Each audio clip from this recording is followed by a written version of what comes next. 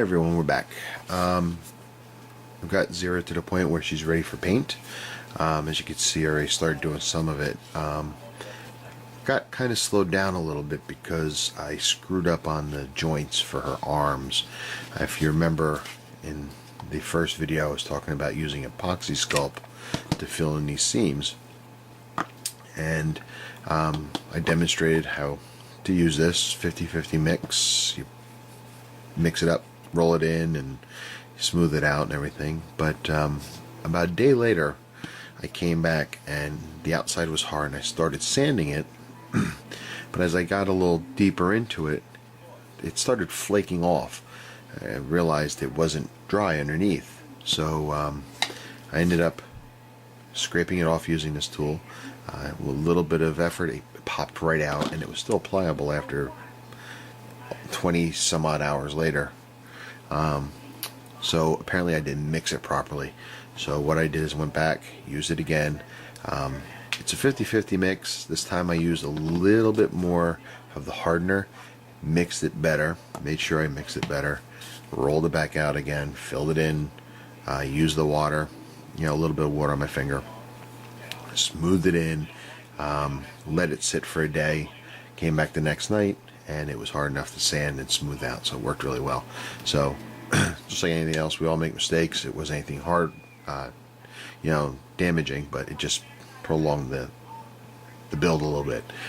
So like I said, when you use this, just be careful, follow the directions, it should work fine. Learn from my mistakes. Alright, she's ready for paint. Talk a little bit about the painting. Obviously, I think I said this before, I am definitely not going to do like the box here. The orange, stuff like that, it's just not going to happen. I'm going to try to make her as close to screen accurate as I can. So let's talk a little bit about the colors. I just started doing I did her hair and her face. For her face I used Skin Tone Warm, and for her hair I used this acrylic paint, Burnt Umber. I'm gonna have to use several different browns on her. She's got a lot of browns in it. She's got brown in her hair. The leather piece of her dress is brown. Her underclothes, where her arm reaches out, here is brown. And obviously her hair too, underneath her coming out is brown. More of her undergarments here are going to be brown, and her shoes are brown. There's a lot of browns, and I don't want it to be thinking back to the old Dick Tracy movie, where they used like basically all primary colors in the movie. So if anything was red, like Dick Tracy's girlfriend, it was red.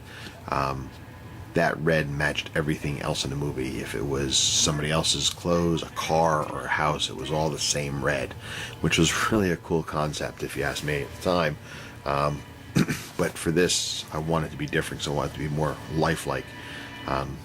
As silly as it sounds when it comes to doing a character like this, making it lifelike, realistic. But so I'm gonna have to go out and get some different browns. I already got, like I said, got the burnt umber.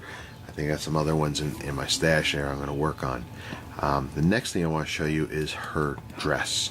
So hang on one second. I'm going to disconnect this. We're going to go wibbly wobbly camera mode so I can show you what I'm talking about with her dress. Okay? Hang on. Okay, here's what we're talking about with her dress. I'm going to take some screen captures here that we're going to look at. If you remember the show, here's one screen capture. Wait for it. It's coming. It really is, I promise you, it's coming. Time to rebuild my computer.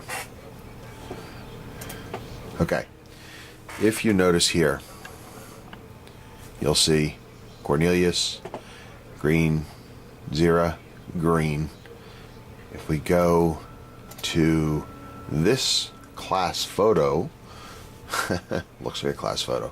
This is from Beneath the Planet of the Apes, and if you notice, Cornelius, Zira, and all the other chimps, they're all wearing the exact same green outfit, which is fine if you want to do it.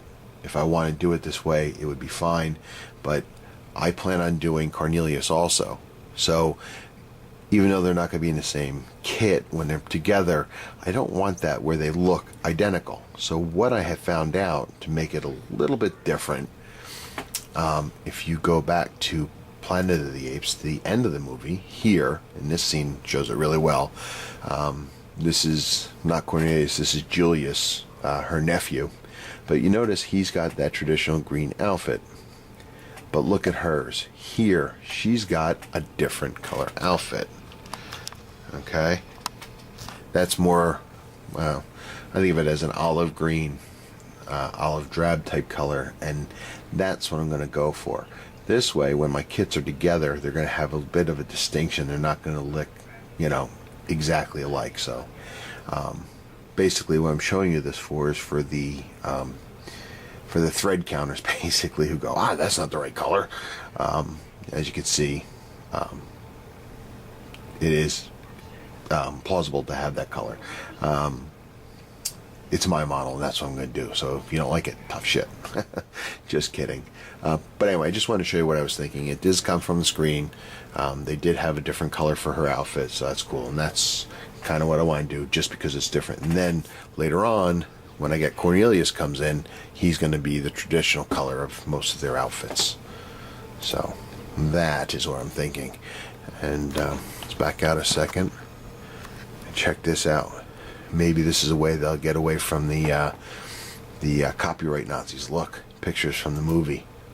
Ooh, come get me, copyright Nazis. But anyway, I'm going to get back to some painting, and I'll show you where I am in a little bit, all right? Hang on, we'll be right back.